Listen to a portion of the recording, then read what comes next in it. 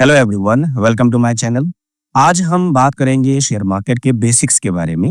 ये हमारा introductory lecture है और हम शुरू करेंगे सबसे पहले बेसिक ही कॉन्सेप्ट से, जैसे कि शेयर क्या होता है, शेयर मार्केट क्या होती है। ठीक है। मार्केट हम सबको पता है कि जहाँ पे किसी भी वस्तु का या किसी भी जो आपके आर्टिकल्स हैं इनका आदान प्रदान किया जाता है, एक्सचेंज किया जाता है। ठीक है। तो शेयर मार्केट में क्या किया जाता है, शेयर का ही आदान प्रदान किया जाता है। कोई एक व्यक्ति होता है या ग्रुप ऑफ पर्सन्स होते हैं जो शेयर को खरीदते हैं और दूसरे क्या होते हैं जो उसको बेचते हैं। तो शेयर मार्केट में बेसिकली यही किया जाता है। लेकिन ये शेयर क्या होता है, ये शेयर मार्केट में काम कैसे किया जाता है, कैसे चीजों को बाय या सेल किया जाता है, किस कंपनी को बाय करना है, किसको सेल करना है, ये सब जानना जरूरी है। ठीक है। तो सबसे पहले हम जो काम करेंगे या समझेंगे, हम समझेंगे कि शेयर होता क्या है। भाई, शेयर को खरीदने और बेचने से पहले ये तो पता हो शेयर है क्या, जिसको आप खरीद या बेच रहे हैं। ठीक है। तो एक सिंपल तरीके से समझें तो एक शेयर एक कंपनी में आपकी ओनरशिप का एक हिस्सा होता है। जब आप किसी कंपनी का शेयर खरीदते हैं तो आप उस कंपनी के पार्ट ओनर बन जाते हैं, चाहे आप हिस्सा छोटा ही क्यों ना रखें। ठीक है। आपका हिस्सा कितना भी छोटा हो, 1% का हो, उससे भी कम हो, आपने 10 शेयर भी लिए हैं तो बेसिकली उस पार्ट पे अगर मान के चलो टोटल कंपनी का शेयर 100 है और आपने 10 शेयर लिए हैं तो 10% के मालिक आप ही बनेंगे। अब इसको बिलियन या ट्रिलियन में समझो आप। अगर जो बिलियन में हो गया, जो शेयर्स हैं, नंबर ऑफ शेयर्स वो बिलियन में है, तो 10वां जो 10 शेयर आपने लिया है वो बिलियन का कौन सा पार्ट होगा, कितना हिस्सा होगा, वो आपकी हिस्सेदारी हो जाती है। ठीक है।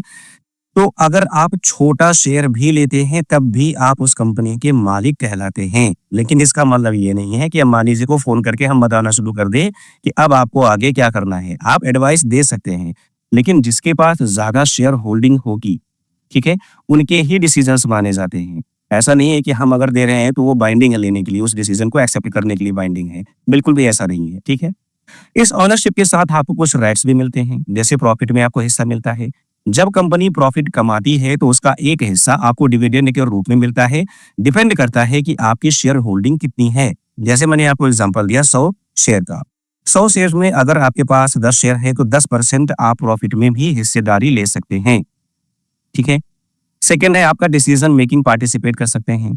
अगर आपके शेयर्स के साथ वोटिंग राइट्स हैं, हर कंपनी वोटिंग राइट्स नहीं देती, पहली बात। दूसरी चीज क्या होता है कि डिपेंड करता है कि आपके पास नंबर ऑफ शेयर्स कितने हैं।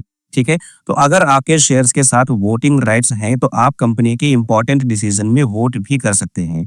आपने देखा होगा जब आप कोई शेयर खरीदते हैं तो कुछ टाइम के बाद ई वोटिंग के लिए एक मेल आता है या मैसेज आता है कि पर्टिकुलर कंपनी की ई वोटिंग इस दिन को होनी है, आप पार्टिसिपेट कर सकते हैं, you are invited to participate. Imagine कीजिए कि एक ग्रुप ऑफ फ्रेंड्स डिसाइड करते हैं कि वो एक फूड डिलीवरी बिजनेस शुरू करना चाहते हैं। सभी अपना अपना पैसा कंट्रीब्यूट करते हैं। जैसे कोई डिलीवरी बाइक से खरीदने के लिए पैसा देता है, कोई जगह को रेंट करने के लिए कंट्रीब्यूट करता है और कोई एक ऐप बनाने के लिए पैसा लगाता है। अब इन सब के कंट्रीब्यूशन के बेसिस पर वो बिजनेस का ओनरशिप शेयर्स में डिवाइड कर देते हैं। जैसे कि जो डिलीवरी वाला है वो 40% लगाता है, जो आपका जगह को रेंट करने वाला है वो 30% लगाता है, और 30% कौन लगाता है, जो ऐप बनवा रहा है। ठीक है। तो जब भी प्रॉफिट होगा तो 40 रुपए, अगर 100 रुपए में से 100 रुपए का प्रॉफिट हुआ है तो 40 रुपए जो बाइक खरीदा है उसको मिलेगा, 30 रुपए किसको मिलेगा, जो जगह को रेंट किया है, 30 रुपए किसको मिलेगा, जिसने ऐप बनवाया है। ठीक है। तो अब इन सबके कंट्रीब्यूशन के बेसिक पर वो बिजनेस का ओनरशिप क्या करते हैं, शेयर्स में डिवाइड कर देते हैं। जिसने जितना पैसा कंट्रीब्यूट किया उसके हिसाब से उसको ओनरशिप के शेयर्स मिल जाते हैं। तो इस तरह बिजनेस में हर इंसान का एक स्पेसिफिक हिस्सा हो जाता है, उसके कंट्रीब्यूशन पर डिपेंड करता है। इसी को हम शेयर्स बोलते हैं। ठीक है। चलिए अब हम बात करते हैं कि शेयर मार्केट होती क्या है। शेयर मार्केट, जिसे हम स्टॉक मार्केट भी कहते हैं, एक प्लेटफॉर्म है जहां लोग शेयर से खरीदते और बेचते हैं। ये शेयर्स एक कंपनी के ओनरशिप के छोटे छोटे पोर्शंस को रिप्रेजेंट करते हैं। अब सोचिए, अगर आप किसी कंपनी के शेयर से खरीदते हैं तो आप उस कंपनी का एक छोटे ओनर बन जाते हैं। और अगर आपको लगे कि कंपनी अच्छा परफॉर्म कर रही है तो आप अपने शेयर्स को मार्केट में बेचकर प्रॉफिट भी कमा सकते हैं, जैसा कि आप और हम लोग करते हैं। जब भी हम कोई शेयर खरीदते हैं, जैसे हमें लगता है 30, 40, 50 रुपए का प्रॉफिट हो रहा है तो हम बेच के निकल जाते हैं। ठीक है। शेयर मार्केट का पर्पस क्या है? शेयर मार्केट का मेन काम है एक ऐसा मार्केट प्लेस प्रोवाइड करना जो इन्वेस्टर्स और कंपनीज को कनेक्ट करे।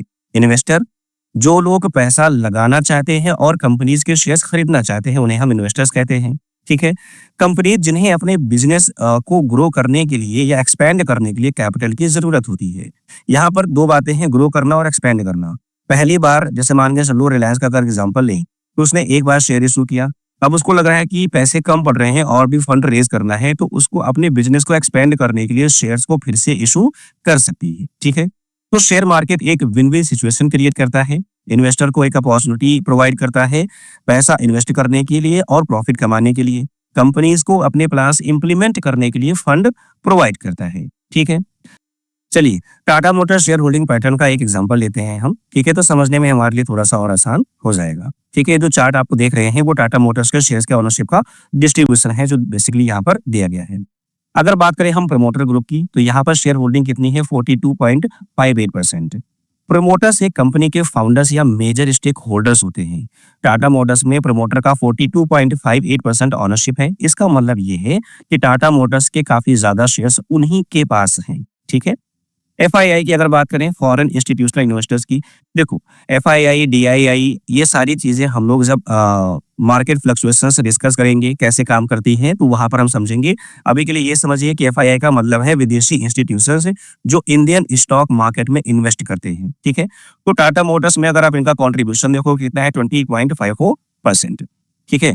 तो जो कंपनी के ऊपर विदेशी इन्वेस्टर का ट्रस्ट दिखाता है, बेसिकली देखो किसी भी कंपनी में 20-30%, 22%, 15% अगर फॉरेन इंस्टीट्यूशनल इन्वेस्टर्स लगा रहे हैं, इसका मतलब ये है कि वो रिसर्च के बाद ही लगाते हैं। ऐसा थोड़ी है हमारे और आपकी तरह कि हमने सीखा नहीं और लगाना शुरू कर दिया। तो ये एक कंपनी के ऊपर ट्रस्ट दिखाता है कि कंपनी आगे चल के ग्रो करेगी। ठीक है। लेकिन इनका डर भी होता है, कभी भी ये पैसे अपने निकाल भी लेते हैं, बड़ी जल्दी निकालते हैं मार्केट से। तो अभी आपने देखा होगा रिसेंटली कुछ 24 लाख करोड़ के आसपास इन्होंने पिछले 1 हफ्ते या 10 दिन के अंदर पैसे निकाले हैं अपने इंडियन मार्केट से। तो एक रिस्क भी होता है इनके साथ, लेकिन ये ट्रस्ट भी दिखाता है। क्या रिस्क होते हैं, कितना फायदा होता है, कितना नुकसान होता है, जब हम डिस्कस करेंगे आगे के लेक्चर्स में तो एट लेंथ हम इनको डिस्कस करेंगे। अगर बात करें डीआईआई की यानी डोमेस्टिक इंस्टीट्यूशनल इन्वेस्टर्स की, ये इंडियन म्यूचुअल फंड्स, बैंक्स या फाइनेंशियल इंस्टीट्यूशंस होते हैं जो अपना पैसा टाटा मोटर्स के शेयर्स में लगाए हुए हैं। यहाँ डीआई का हिस्सा कितना है, 16.42%। पब्लिक शेयर होल्डिंग की बात करें, पब्लिक इन्वेस्टर्स यानी कि आम लोग जैसे कि आप और हम जो स्टॉक मार्केट में इन्वेस्ट करते हैं, टाटा मोटर्स के 20.44% शेयर्स के ऑनर हैं। ये रिटेल इन्वेस्टर्स के एक्टिव पार्टिसिपेशन को शो करता है। ठीक है। जब भी आप देखो बैठे होते हैं तो हम लोग बात करते हैं टाटा मोटर्स का शेयर ले लो, तो बेसिकली हम लोग कौन है, पब्लिक इन्वेस्टर्स हैं, रिटेल इन्वेस्टर्स हैं। ठीक है। अदर्स की अगर बात करें तो इनकी हिस्सेदारी है 0.02%। अदर्स कैटेगरी में माइनर स्टेक होल्डर या कुछ स्पेसिफिक एंटिटीज होते हैं जिनका हिस्सा सिर्फ 0.02% है। ठीक है। तो बेसिकली इस शेयर होल्डिंग पैटर्न से हमें पता चलता है कि एक कंपनी में अलग अलग स्टेक होल्डर्स का क्या रोल होता है। टाटा मोटर्स जैसे बड़े नाम में प्रमोटर्स ग्रुप और इंस्टीट्यूशनल इन्वेस्टर्स का मेजर हिस्सा है जो स्टेबिलिटी और ट्रस्ट को रिप्रेजेंट करता है। पब्लिक और एफआईआईज, डीआईआईज भी एक इंपॉर्टेंट रोल प्ले करते हैं। ठीक है। आपके इन्वेस्टमेंट के लिए ये समझना जरूरी है कि एक कंपनी के शेयर्स का डिस्ट्रीब्यूशन कैसा है, क्योंकि ये आपको कंपनी की क्रेडिबिलिटी और इन्वेस्टर ट्रस्ट के बारे में बहुत ही गहरा आइडिया प्रोवाइड करता है। ठीक है। चलिए अब शेयर मार्केट के डिफरेंट टाइप्स के बारे में हम डिटेल में बात करते हैं ताकि आपको क्लियरली समझ आए कि कौन सा मार्केट किस पर्पस के लिए काम करता है। ठीक है। सबसे पहला है हमारे पास प्राइमरी मार्केट। प्राइमरी मार्केट वो जगह है जहां कोई कंपनी नए सिक्योरिटीज, शेयर्स या बॉन्ड्स इशू करती है पहली बार। इसका मेन पर्पस होता है कैपिटल रेज करना, बिजनेस एक्सपेंशन करना। ये नए इन्वेस्टर्स को डायरेक्टली कंपनी के शेयर्स खरीदने का मौका देती है। एग्जाम्पल के तौर पे एलआईसी और जोमेटो का आईपीओ, जहां इन्होंने नए इन्वेस्टर्स से पैसे कमाए। देखो ये जो मार्केट यहाँ पर टाइप ऑफ मार्केट दी गई है, मैं आपको केवल यहाँ पे इंट्रोडक्टरी बता रहा हूँ। एक एक करके इस मार्केट के बारे में, चाहे वो प्राइमरी हो, सेकेंडरी हो, कैश हो, डेरिवेटिव हो, जहां जितनी आवश्यकता होगी एट लेंथ डिस्कस किया जाएगा। तो अभी हम जो डिस्कस करेंगे प्राइमरी और सेकेंडरी मार्केट, क्योंकि यहीं पर हमारा सारा काम होता है। प्राइमरी मार्केट आईपीओ डिस्कस करने के लिए, सेकेंडरी मार्केट जहां पर शेयर्स को हम खरीद और बेच रहे हैं। ठीक है। बाकी जैसे आपका कैश मार्केट है, डेरिवेटिव मार्केट है, कमोडिटी है, डेट मार्केट है, ये हम जहां पर आवश्यकता होगी जिस लेक्चर में वहां पर आपको अच्छे से समझाएंगे। ठीक है। सेकेंडरी मार्केट है, कैश मार्केट है, डेरिवेटिव है, कमोडिटी है, डेट है, ओटीसी यानी कि ओवर द काउंटर मार्केट है, हमारे पास फॉरेक्स मार्केट है। तो बेसिकली ये सभी मार्केट्स अपने अपने तरीके से इन्वेस्टर्स के लिए फायदेमंद होते हैं। प्राइमरी और सेकेंडरी मार्केट शेयर ट्रेडिंग के लिए है। डेरिवेटिव और कमोडिटी मार्केट रिस्क मैनेजमेंट और प्राइस स्पेकुलेशन के लिए है। जेट मार्केट आपका स्टेबल रिटर्न्स के लिए होता है और फॉरेक्स मार्केट करेंसी फ्लक्चुएशंस का फायदा उठाने के लिए होता है। रिसेंटली आपने सुना होगा कि डॉलर के मुकाबले रुपया गिरता जा रहा है। तो ये गिरना क्या होता है, उठना क्या होता है, वीक होना क्या होता है, स्ट्रांग होना क्या होता है, ये सारी चीजें जब हम पढ़ेंगे कैश मार्केट तो वहां पर, या फॉरेक्स मार्केट तो वहां पर अच्छे से पढ़ेंगे। तो आप अपने फाइनेंशियल गोल और रिस्क टॉलरेंस के हिसाब से डिसाइड कर पाएंगे कि कौन सा मार्केट आपके लिए सुटेबल है। ठीक है, चलिए, तो अब हम बात कर लेते हैं प्राइमरी मार्केट के बारे में। प्राइमरी मार्केट एक ऐसा प्लेटफॉर्म है जहां कंपनीज नए सिक्योरिटी जैसे शेयर्स या बॉन्ड्स क्रिएट करती हैं और पहली बार इन्वेस्टर्स को बेचती हैं। ये मार्केट उन इन्वेस्टर्स के लिए है जो किसी कंपनी की इनिशियल ग्रोथ फेज में इन्वेस्ट करना चाहते हैं। यहाँ कंपनीज डायरेक्टली इन्वेस्टर्स से फंड रेज करती हैं अपने बिजनेस नीड्स के लिए। आईपीओ कौन सा लेना है, कौन सा नहीं लेना है, जब हम फंडामेंटल डिस्कस करेंगे तो कंपनीज का एग्जांपल लेके आपको समझाएंगे कि किन कंपनीज में आईपीओ लगाना चाहिए और किन में नहीं लगाना चाहिए। अभी हम केवल आपको बेसिक आइडिया दे रहे हैं कि प्राइमरी मार्केट या सेकेंडरी मार्केट होती क्या है। ठीक है, कैसे काम करता है ये प्राइमरी मार्केट। प्राइमरी मार्केट में कंपनीज इन्वेस्टर्स को डायरेक्टली अप्रोच करती हैं, जहां नए सिक्योरिटीज या पहली बार ट्रेड होता है।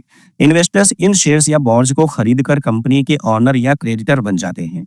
ठीक है, अब इसमें types of offering, primary market में कितने प्रकार की ऑफरिंग होती है जो कंपनी के द्वारा दी जाती है। पहला है आपका आईपीओ यानी कि इनिशियल पब्लिक ऑफरिंग। आईपीओ तब होता है जब कोई कंपनी पहली बार अपने शेयर्स पब्लिक के लिए इशू करती है।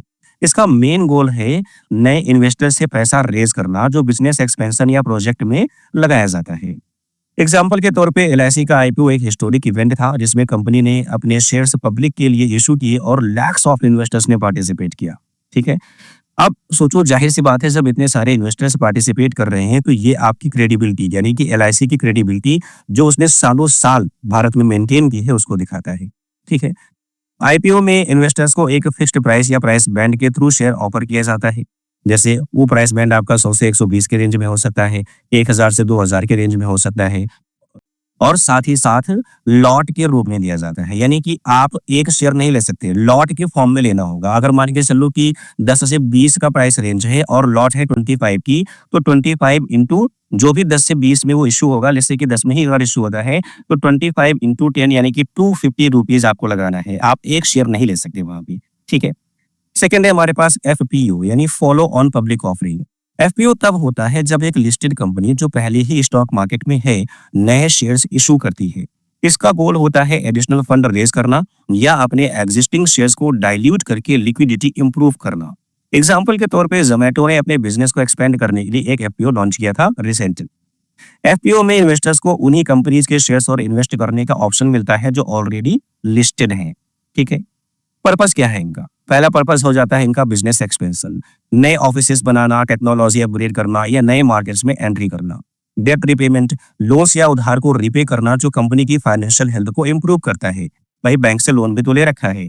ठीक है, operational needs, working capital, R&D, research and development और डे टू डे एक्सपेंस का को फंड करने के लिए भी क्या करते हैं, इशू करते हैं। ठीक है, अब यहाँ पर ये समझने की भी बात है कि देखो, अगर कोई कंपनी है, अगर वो बैंक के पास अप्रोच करे और उससे पैसे ले तो उसको आज नहीं तो कल वापस करना है क्योंकि लोन ले रखा है। लेकिन जब वो पब्लिक को ऑफर करती है कि आप हमारी कंपनी में पार्टिसिपेट करो, तो अगर कंपनी बढ़े मतलब कि ग्रो करे या लॉस में जाए उससे कोई फर्क नहीं पड़ता। कंपनी ग्रो करेगी तो आप भी ग्रो करोगे, कंपनी लॉस में जाएगी तो आप भी लॉस में जाओगी।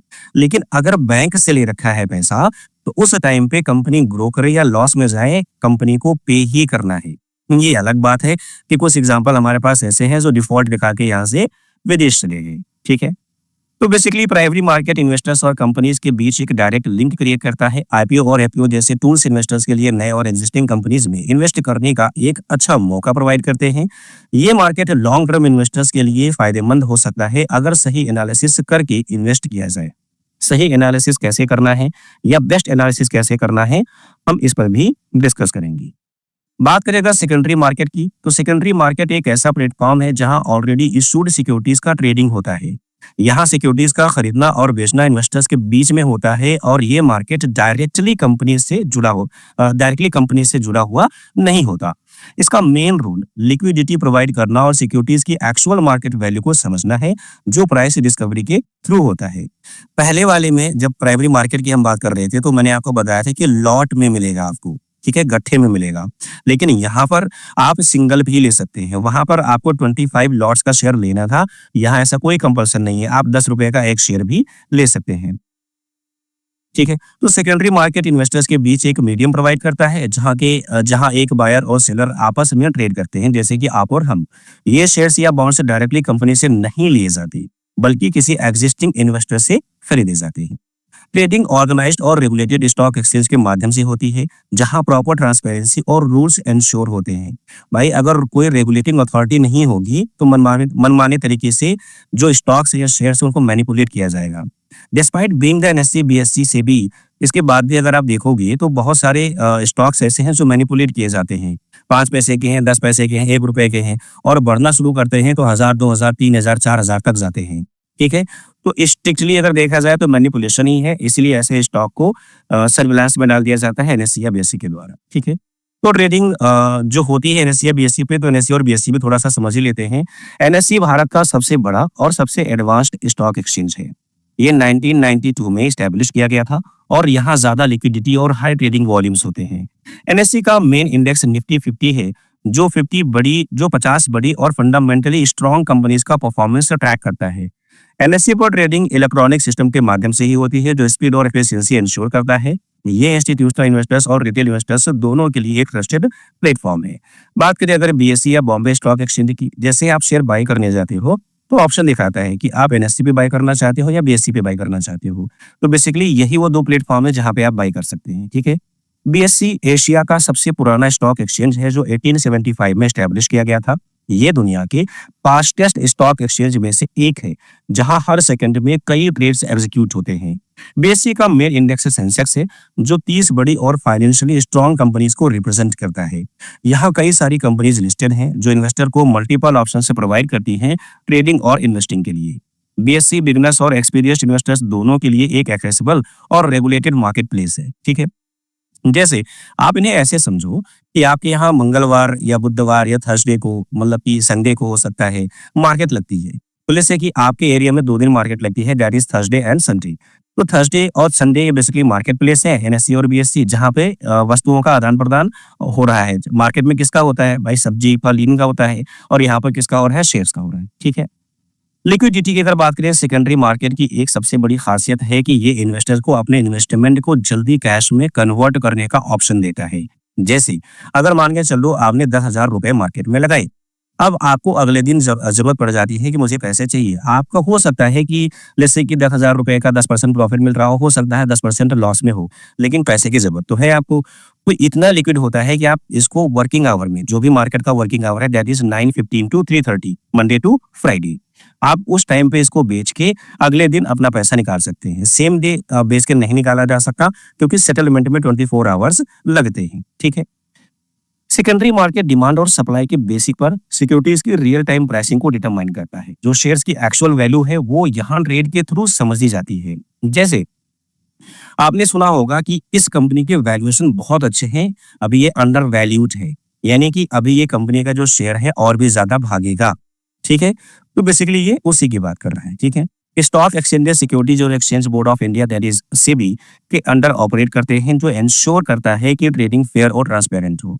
यानी कि एनएससी और बीएससी के ऊपर भी कोई बैठा हुआ है, उसे हम कहते हैं SEBI, securities and exchange board of India. तो हमें किसके रूल फॉलो करने हैं? हम ब्रोकर्स जो हमें प्रोवाइड करते हैं अपने हिसाब से उनको फॉलो करना है। अगर मैं समझाऊं आपको एक लेवल पे तो, या पिरामिड के फॉर्म में, तो हम फॉलो करेंगे ब्रोकर्स के रूल को। ब्रोकर्स किसको फॉलो करेंगे? एनएससी बीएससी का रूल को। एनएससी बीएससी किसके रूल को फॉलो करेगा? सेबी के रूल को, ठीक है। और सेबी जो गवर्नमेंट ऑफ इंडिया के द्वारा इनिशिएटिव्स लिए जाते हैं उनको फॉलो करेगा, ठीक है। सेकेंडरी मार्केट का पर्पस क्या है? बेसिकली इन्वेस्टर को एक सिक्योर और कन्वीनियंट प्लेटफॉर्म प्रोवाइड करना, जहां वो सिक्योरिटीज का ट्रेड कर सके। ये प्लेटफॉर्म एक मार्केट प्लेस की तरह काम करता है, जैसा मैंने आपको थर्सडे और संडे का एग्जाम्पल दिया। सेकेंडरी मार्केट इन्वेस्टर्स को अपने इन्वेस्टमेंट को एग्जिट करने का आसान तरीका देता है। अगर किसी को अपने शेयर से बेचकर निकालना है तो यहाँ वो आसानी से कर सकता है। कंपनीज के शेयर्स का एक्चुअल वैल्यू यहाँ डिटरमाइन होता है, जो नए इन्वेस्टर्स के लिए भी हेल्पफुल होता है। इस वैल्यूएशन से पता चलता है कि शेयर्स अंडर प्राइस्ड हैं या ओवर प्राइस्ड हैं। जैसे कभी आपने सुना होगा कि कंपनी का वैल्यूएशन कुछ नहीं है, 100 करोड़ की कंपनी है या 10 करोड़ की कंपनी है और उसके स्टॉक है 15,000 के आसपास गए हुए हैं, 12,000 के आसपास गए हुए हैं। इस लेवल का जो ओवर प्राइस्ड वैल्यूएशन है, उसको भी यहाँ पर हम लोग देख के समझ के लेना है कि नहीं लेना है डिसाइड कर सकते हैं। और अभी तक हमने प्राइमरी सेकेंडरी मार्केट के बारे में जो कुछ भी पढ़ा, जो कुछ भी समझा, इस लास्ट स्लाइड में वही सारी चीजें कंक्लूड करके एक जगह पर दे दी गई हैं। तो आपको अगर समझना है एट लेंथ तो आप ऊपर के जो हमने डिस्कस किए हैं पॉइंट उसको देख सकते हैं। लास्ट में अगर आपको इसका स्नैप भी लेके रखना है या समझना है कंक्लूजन के तौर पे तो आप इसी भी देख के समझ सकते हैं। अगर आपका कोई डाउट आता है तो जो नंबर आपको प्रोवाइड किया गया है डिस्क्रिप्शन में, आप उस पर मैसेज करके पूछ भी सकते हैं। ठीक है, केवल व्हाट्सएप करके ही पूछना है, कॉल करके नहीं पूछना है। ठीक है, so thank you so much for watching this lovely video. मिलते हैं फिर किसी अगले वीडियो में, तब तक के लिए keep watching, keep learning. Thank you so much.